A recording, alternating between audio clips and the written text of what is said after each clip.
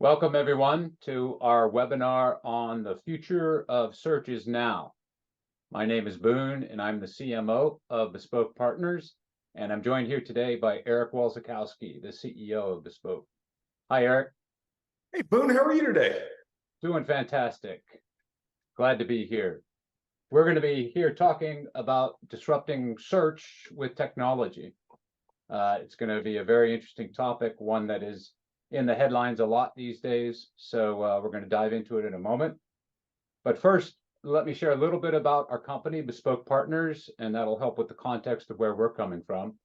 Now, Bespoke is the largest executive search and leadership advisory firm for software companies. We specialize in working with private equity firms on acquiring the leadership talent for their portfolios, and we have transformed hundreds of portfolio companies for tier one private equity firms. We transform them with the leaders that we've recruited, and those leaders have gone on to generate more than $130 billion in enterprise value for their sponsors.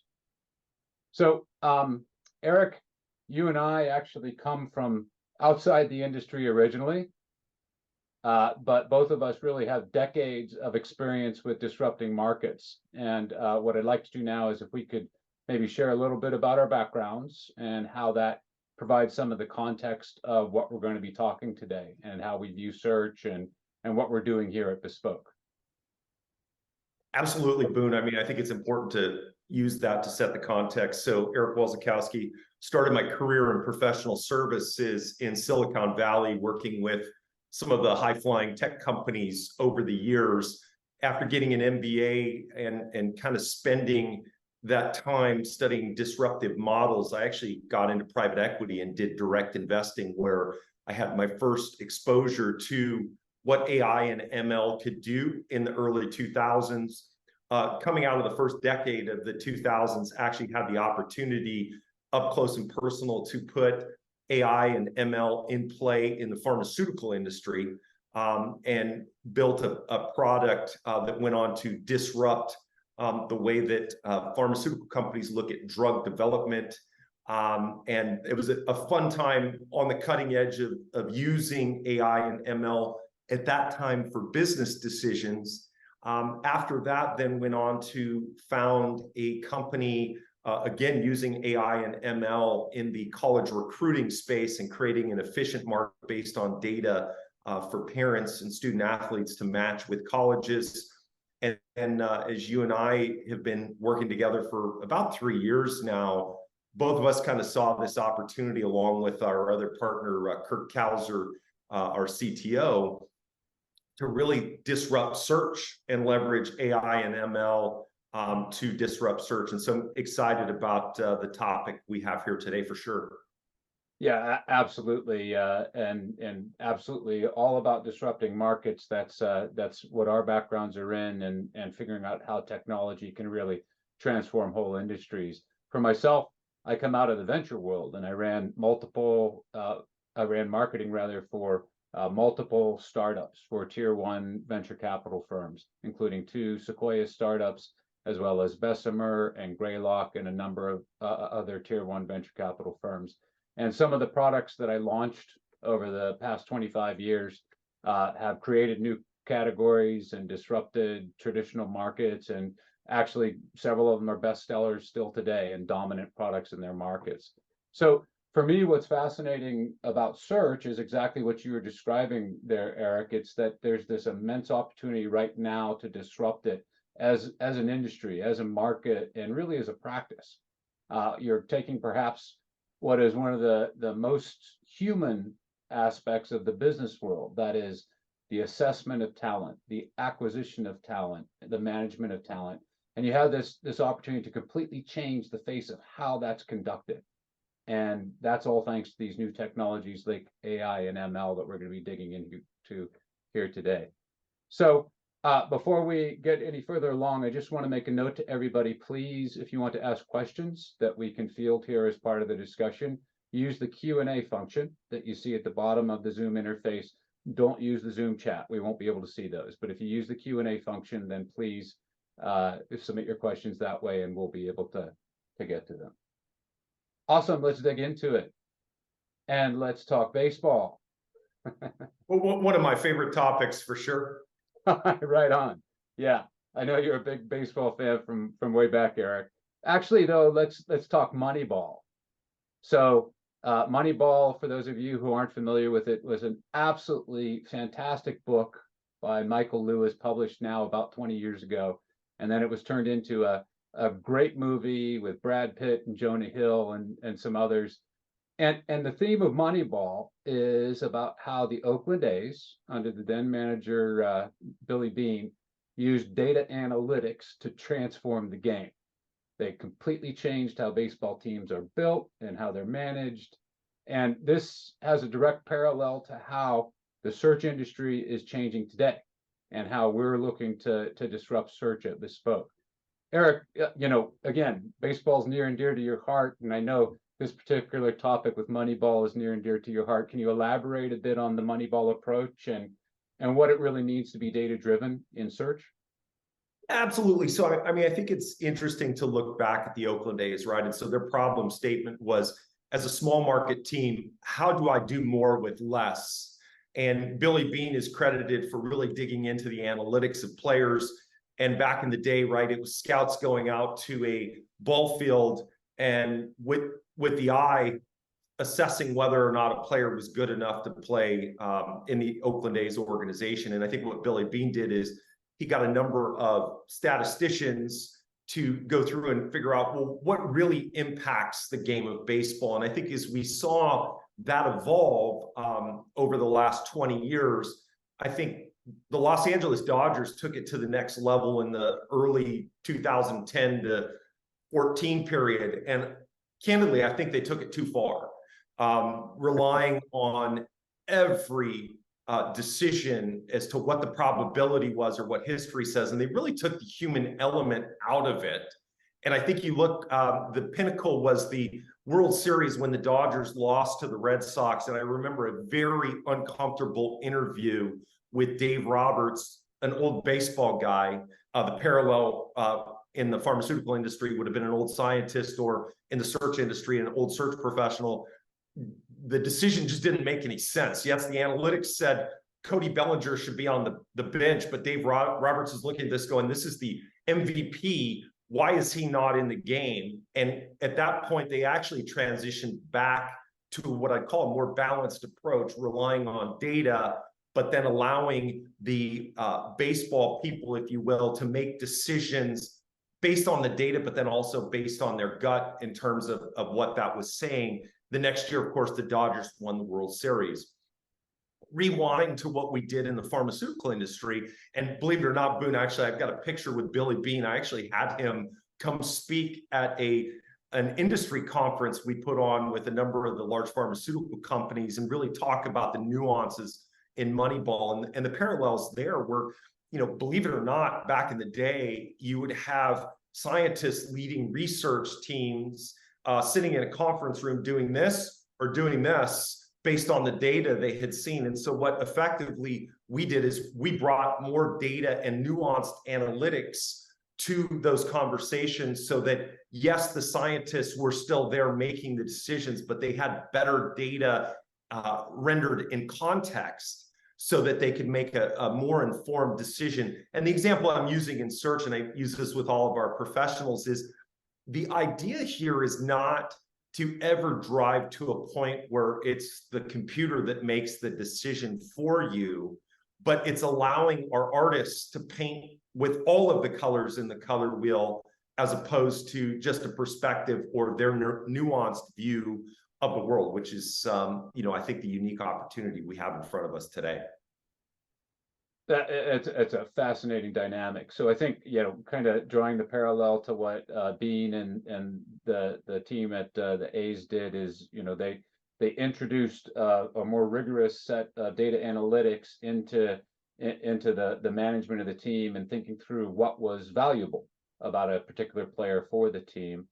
And for example, in the process, as I understand it from reading the book, they looked beyond, say, the flashy player who would hit a couple of grand slams to actually realizing that perhaps less flashy stats had more value to the team and ultimately could make a player more valuable in contributing to the performance of the team overall.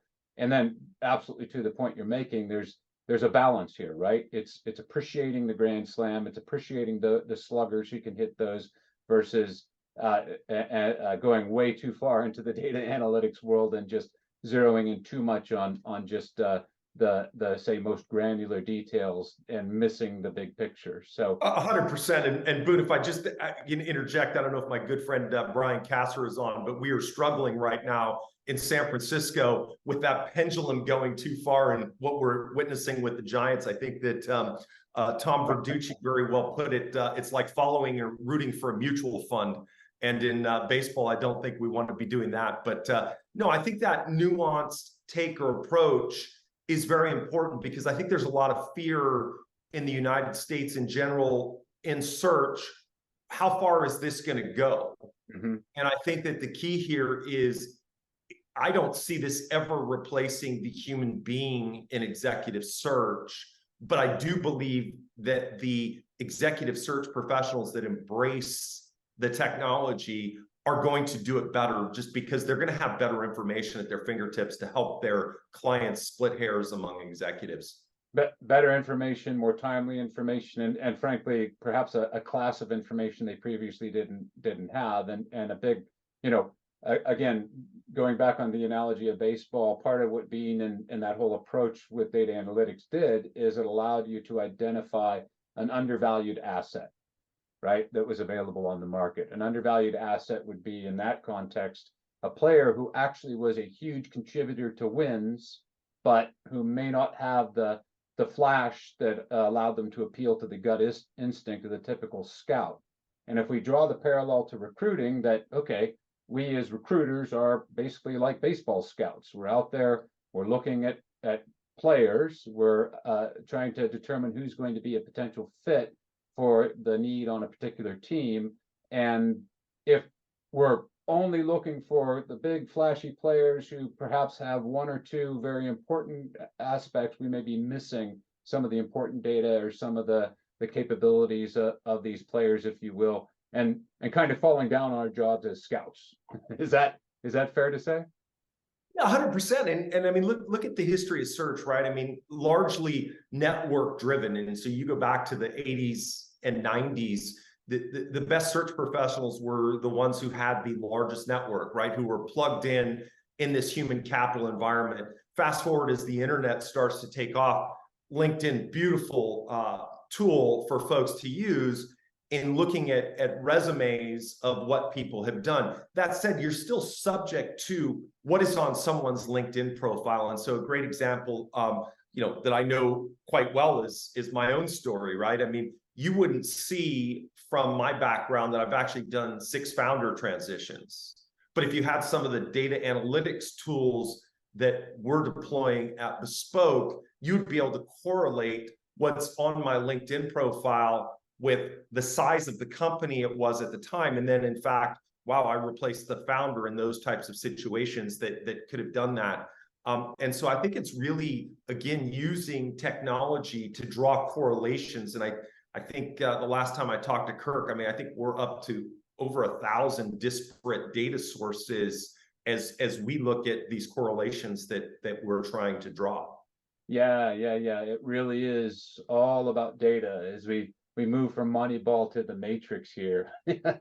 So let's talk about data. Let's talk about a little more about being data driven and what all this means. So I like to think of it overall as a data footprint that we have each as individuals in our various industries and in our public lives and our personal lives, if you will.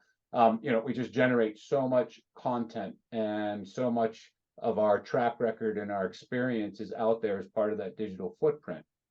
You mentioned LinkedIn, and certainly everywhere on social media, you see all these different elements, disparate elements, the places we work, the things we do there, what we accomplish, what those companies accomplish when we're there, the content we generate, both about our work lives and our personal lives, and how we push all that out there.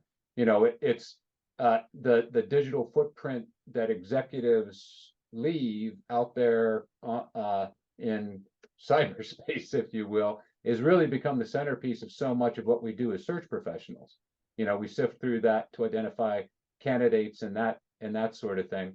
But let's apply the data analytics part to this. To what extent do you think those things are valuable, the data footprint, and to what extent do they become a distraction and a problem? Yeah, and look, I mean, in the college athletic recruiting market, what I used to say to the coaches that were looking for athletes or the players that were looking for schools is I think the data helps you get on the right field. And so, we were talking about hunting before this particular call. And it's if you're looking for a particular animal to be hunting, you have to be on the right field of play per se. And it was the same thing in baseball in college, which is, what level should you be playing at? Which particular conference should you be playing in? And I think that's what the data tells us in recruiting as well, which is, if you're looking at a nuance of scale, data can give us information in terms of where executives fit in the scale spectrum, whether, they've made a career at kind of that $20 to $100 million range, or that, 100 to 500 or 500 plus.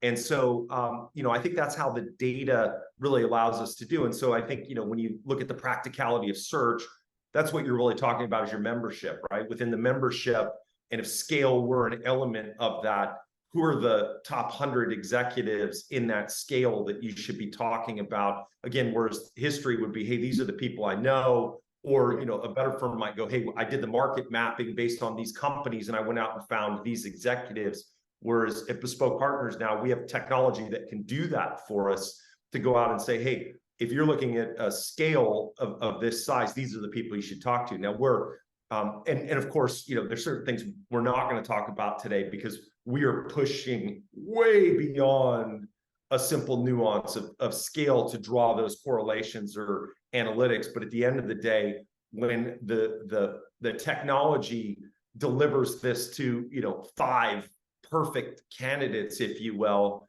that's where the art comes in, where our executive search professionals are helping our clients split hairs among these executives to determine which person is the right one for that particular engagement.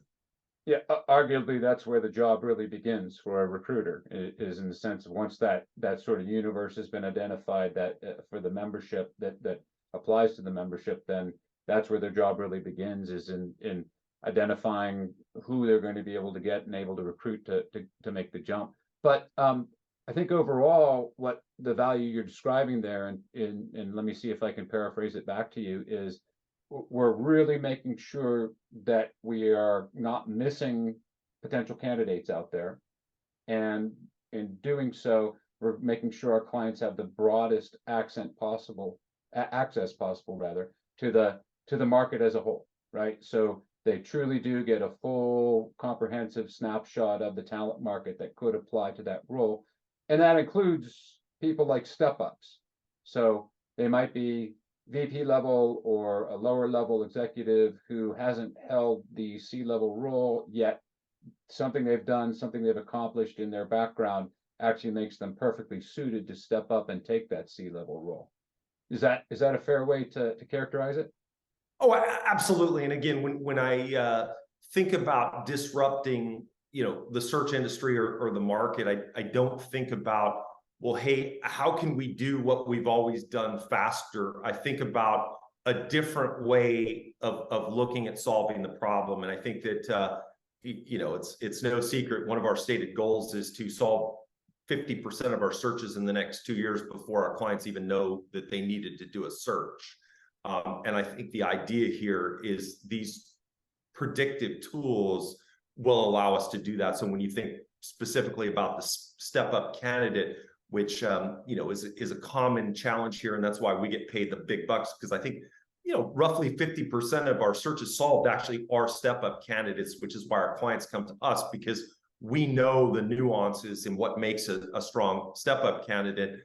We've pushed the envelope significantly now in the tech tools to even be able to identify who's qualified and who's available. And so that really starts to push the envelope of how do you look at a human capital strategy differently than you have in the past, which is, wow, we're expanding, we need a new role, or wow, we just lost somebody, we better call XYZ firm to fill the gap.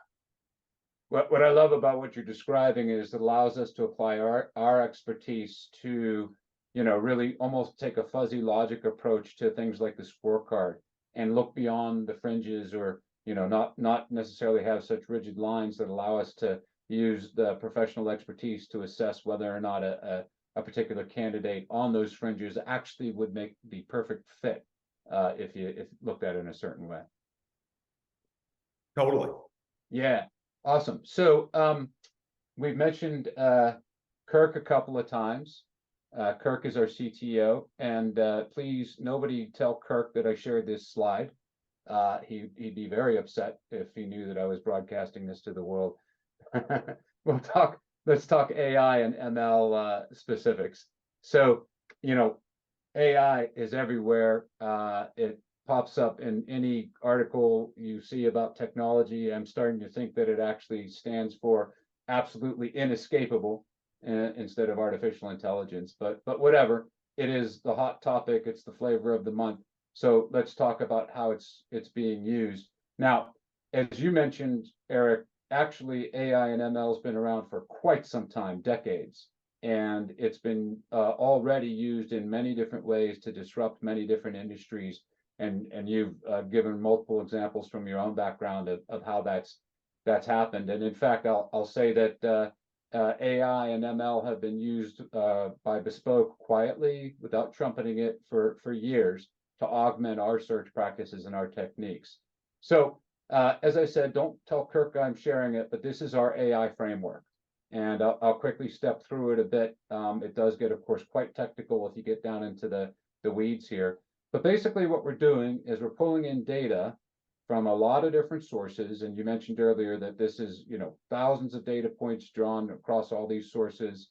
We're processing it, normalizing it, cleansing it, so that it actually can be used for comparison and for analytics across the full data set. You can almost think of this as the matrix, that virtual universe of information around executives, their companies, the track records, the results of their participation at those companies and their leadership. We then model all this out, what we've learned through the data mining, and apply some machine learning techniques and what Kirk labels here as deep learning via an agent structure. And all of that that's happening over there in the AI box, what that does is it captures and makes sense of that broader market like we're talking about. It becomes the comprehensive starting point for where we look for this talent and how ultimately we pinpoint that talent, including the talent that may not be obvious, right? This is the talent along the fringes, the potential step-ups who don't seem like a perfect fit to the scorecard necessarily, but actually could end up being the best fit for a given role. And again, I'm probably using the term incorrectly, but I describe it as sort of a fuzzy logic that this allows our team to use to understand those fringes and such. What's your view of this, Eric? What do you think about our AI framework so far, and how we're using it and where you see it going? Well, I don't know, Boone, as a non-technologist, I think my head's spinning right now. No, the reality is, look, to simplify this for us non-technologists, I mean, what you're really talking about is consuming, curating, and rendering data in a way that can be most impactful to make decisions. And the cool thing about the artificial intelligence truly is those neural networks that are facilitated by deep learning that allow the models to get better and better and better over time.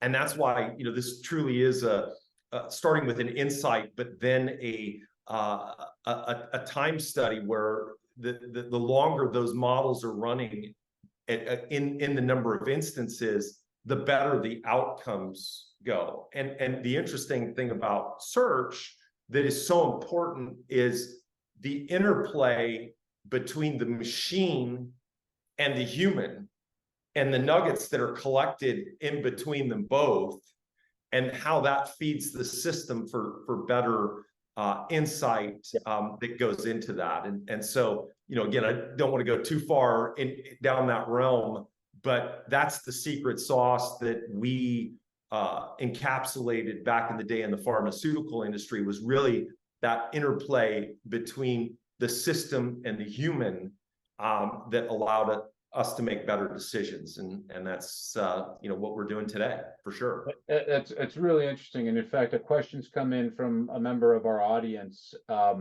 asking about dealing with bias and how, AI bias versus human bias. I think the latter part of that's perhaps the most interesting. And I think by human bias, they mean, being essentially having blinders on and being stuck with looking at our own network or the people we can network to easily, almost like the proximity bias, you might consider it. What are your thoughts on that and how AI helps? Yeah, 100%. And I was with a new friend who's an expert in human capital and labor, and so he gave an example of hiring, and I'm going to use a very basic example where he was sitting around with a team of individuals and looking at a job rec, and let's just go to the base of the base.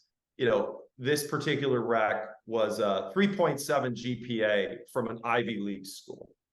And this was the bias that this particular organization had created. And this human went around the table and said, "Hey, Boone, so what was your GPA?" And you're like, "Oh, I was a 3.2. And did you go to an Ivy League school?" Nope, didn't go to an Ivy League school. And so he went around the entire team and he said, "Look, your bias is you need this, but yet what is successful in your company is you need that." And so what's fascinating about using these types of models is you can actually eliminate negative bias out of the system by leveraging that and turning them loose on what's successful in your company as part of that. And so I think AI certainly has the opportunity to eliminate unnecessary bias if used appropriately. Yeah. Makes perfect sense. And I think, in fact, kind of allowing a tool to give us that universe and build out for us the broad, comprehensive view, and then being willing via our own processes to consider that, all right, there are going to be potentially candidates here on the fringe that may not fit that perfect scorecard sort of bias is in fact going to be a way that the tool helps us.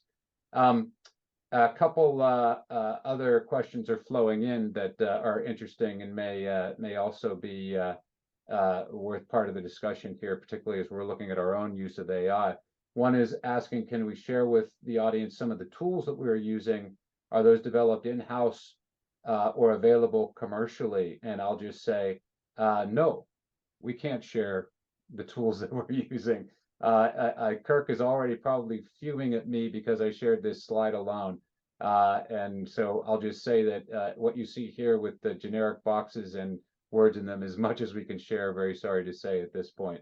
Perhaps sometime down the road, we'll be able to talk. And I think, Boone, I think the fair answer here is one size doesn't fit all. And so I think it's my experience in all of this, having this be the third, AI ML solution that I've built, is it's how you pull everything together that makes the difference. And so, yeah, no, we're not going to give you the specific tools. You might be able to find some of them based on our relationships, but what I would say is that, again, it's how you pull together the different tools together to render information in a way that's meaningful to make a decision. Yeah, for sure. Couple other questions flowing in. One is, to what extent does data privacy restrict our data mining activities? Yeah, I think, look, we are very careful about what we do there, and in lockstep with our outside counsel who are experts in this manner, because there is thankfully years of case law on privacy. And so we are definitely staying on the right side of the line there But I think the person that asked that question is asking a great question on, how far you can push AI and ML to solve these problems. And, what I would recommend, given that, again, this is largely a recruiting-based webinar, is make sure you've got a good privacy attorney as part of your cadre as you're building your own solution. 100%. Yeah, it's been something we've been very certain to spend a lot of attention and time and planning around to make sure that we're not violating anything of the sort. Good. I'd love to, if we can, turn our thoughts to the path forward. Then, like where we see this going. Eric, can you extrapolate where you see kind of the current state of AI and ML application to the search industry and these processes? Can you extrapolate where you see that going next? Yeah, absolutely. So, I mean, look, I think the analogy to baseball is right. And I think there's a discussion. And frankly, I know of some firms that, from a technological standpoint, are trying to replace executive search professionals. And I don't see that happening for the same reason that the Dodgers had to shift strategy from, it was either the 15 or 16. I'm not a Dodgers fan, I'm a Giants fan, but the World Series they lost to the Red Sox to the next one they won. And so I don't see AI ML replacing the search professionals, but I do actually see the search professionals that embrace all of that AI and ML have to offer are going to be the ones that shine or make the difference in the future. Because I think what you're going to end up seeing is the track record of those folks, and we're obviously very proud of our track record. You're going to see a demonstrable difference between the track record of the folks using AI and ML versus those that don't. But I do, it's interesting when you look at AI and ML in general and talent.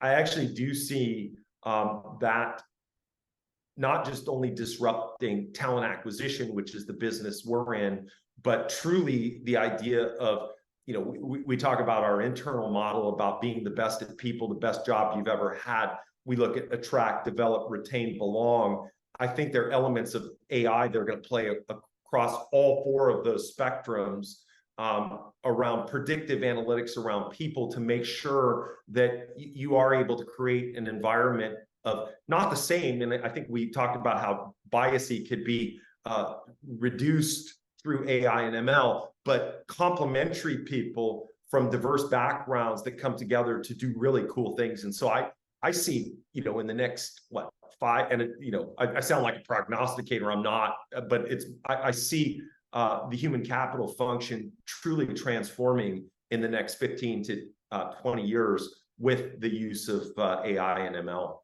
Let's talk about that a little bit further. One of the questions that came in from the audience is, so what is the role of an executive search professional in the future in this context that we've laid out?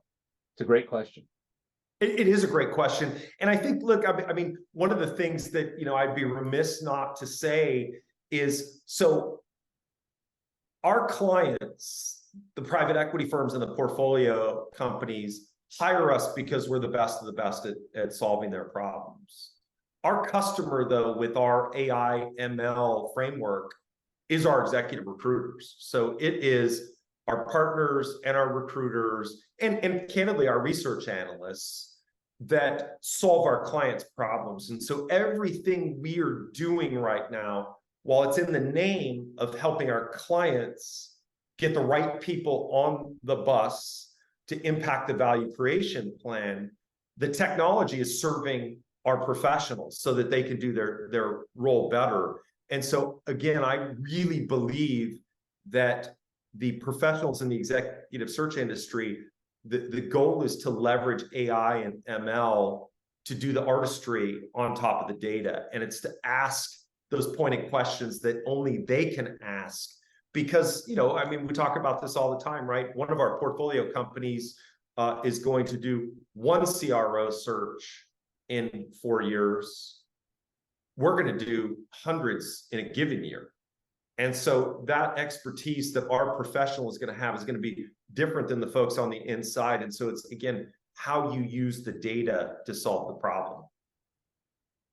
Yeah, absolutely, 100%. And a big part of the value proposition that we're bringing to the clients, thanks to this technology, is this near real-time visibility into the talent market for any given role like that. So, one of the things I like to call it is predictive analytics, and the whole idea there that you're able to anticipate what's going to be happening next in a given market and make that knowledge available to the clients. It's a key part of it. So, you consider, all right, we're going to be making a move on a portfolio company that we're in due diligence around, and we look at that company, and maybe the CFO is just not going to cut it, right? The CFO is not what we're looking for to kind of raise this to the next level and execute on the growth strategy and achieve the investment thesis. So we're going to need to replace them.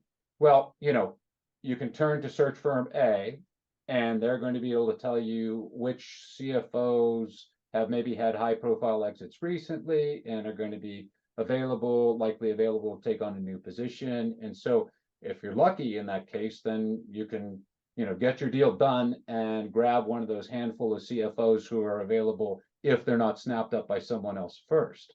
But the philosophy we bring to it is a little bit different. We're looking at it and saying, okay, not only do we consider those who have had the high profile exits, but we call it our surge group, our strategic resourcing group, actually provides a snapshot of executives who are not formally on the market yet, but can help you understand who may be coming on the market yet. So a mapping project can help spell out who's going to potentially be available soon. And you think about, how the AI and ML framework can actually allow you to get even more predictive about this and say, here are some signs and indicators that this company is going to be achieving an exit soon, and so this means that this CFO may become available. That sort of thing. It really is getting the inside track on talent before it actually hits the market that I see as a chief part of the value proposition. It's like, you want to buy that really cool beachfront house, but you don't want to wait for it to get on the market and a bidding war erupt and drive the price up. So you find a way to get your agent to get you in touch with the owner so that you can negotiate a deal before they hit the market. That's how I think about it. What are your thoughts around predictive analytics and anticipating how the market is going to change? Oh, 100%. Well, and I think you really touched on the market for talent and what will be coming on at the right time. But I think, the cool thing that we've talked to our professionals about is really changing the game in terms of how they interact with their clients and sitting at the deal table and predicting what the talent strategy should look like over the hold period. And so it's kind of the double-edged coin that we're working on, which, to me is very exciting for our partnership group and the conversations they're having with the private equity sponsors around, where the talent strategy needs to go for the company to achieve its investment thesis. And so that to me is when you start looking at all the data that feeds that, those that embrace AI and ML, I think candidly, this is going to be more fun, more impactful than it has been in the past, because a lot of what folks might consider the mundane side of search, which is really the hunting and pecking, the responding to the RFPs versus being ahead of the RFPs, that's what we're enabling our professionals to do. Yeah, fantastic. I want to peel back the onion a little bit more on this whole data analytics and how it is applied for anticipating what clients need. And I'm going to do that with a story about diapers. So there's a story from a few years ago about the department store chain Target, and it might not be a true story, but it's so good I'm going to share it anyway. So Target activated this customer analytics platform, and what it allowed them to do was predictive analytics on purchasing. So they could track in-store purchasing, online purchases, and the idea was that you'd use that platform to identify patterns and then predict what would happen next with that consumer. and then work with your product manufacturers to send offers and such that would be based on those patterns. So I buy a jar of peanut butter at Target, and they send me coupons for bread, and they send me coupons for jelly, right? That's sort of the base case, if you will. But the story goes that a Target customer service rep got a call from a man who was just beyond irate, and Target had been sending this man's 16-year-old daughter coupons for baby formula and diapers and infant pajamas and stuff like that. And this guy was just incensed, and he said, look, this is inappropriate. My 16-year-old daughter is not starting a family, and you sending this stuff is offensive, and get her off whatever kind of list that you have her on. And so the man gave the rep an earful and slammed down the phone. So the story goes that 2 days later, the man calls back and he apologizes. He wants to apologize to the person that he yelled at. And it turns out his daughter indeed was pregnant. The analytics platform had picked up on her purchases of a pregnancy test and the related purchases, and it triggered the campaign. So the point here is, thanks to predictive analytics, Target knew the man's daughter was pregnant before he did. And that to me is just like a fantastic illustration. Again, don't know if the story is really true, but it really helps illustrate or underscore what's possible here. Analytics engines, when applied properly and identifying the right data, looking at the right evidence, reading, if you will, connecting the right dots, will allow us to truly understand what happens next in the talent market. No, absolutely. It's a brilliant story. And I think back to my early days in private equity, a number of the early adopters around these AI ML solutions were consumer companies and retail companies that were trying to understand volumes of consumer demand. I didn't know where you're headed, though, whether or not everybody needs to go out and hire a Target executive to analyze what's going on at home or not. But that's a good story for sure. Great. Awesome. So kind of summarizing then some of the points we've been making here. I think what's clear is that there needs to be a balance between being a data-driven search organization and also not just completely excising the human component of this and the expertise that search professionals bring to analyzing a particular candidate or membership and the opportunity there. I think using AI and ML technology in a way that's appropriate, not a one-size-fits-all, is another key takeaway to the discussion here. And then I really think using this technology for predicting what clients are going to need and where the market's going and how those line up kind of becomes the big opportunity for us here in the search industry. Any other thoughts, Eric, that you'd like to share on sort of takeaways from the discussion here? Not really, man. I mean, I think that we know that AI and ML is going to disrupt the industry. We've been working on it for a significant time, and we're hiring. So if you want to be a part of the crew that is going to disrupt this journey and look at things a bit differently, please reach out. We'd love to talk to you about the future and where search is heading. We absolutely are hiring, and we're growing, and it's a really exciting time at Bespoke Partners. And I do need to mention our private equity talent benchmark report. So a little mini commercial here. We've been publishing this for the last several quarters. It takes a broad look at the industry trends and what's going on the macro view for talent for private equity firms, and particularly in our expertise in software. It overall describes the state of the market, but then gets quite granular on things like the compensation package trends, the turnover trends that we're seeing and where those are happening and which roles are under particular pressure at a given time.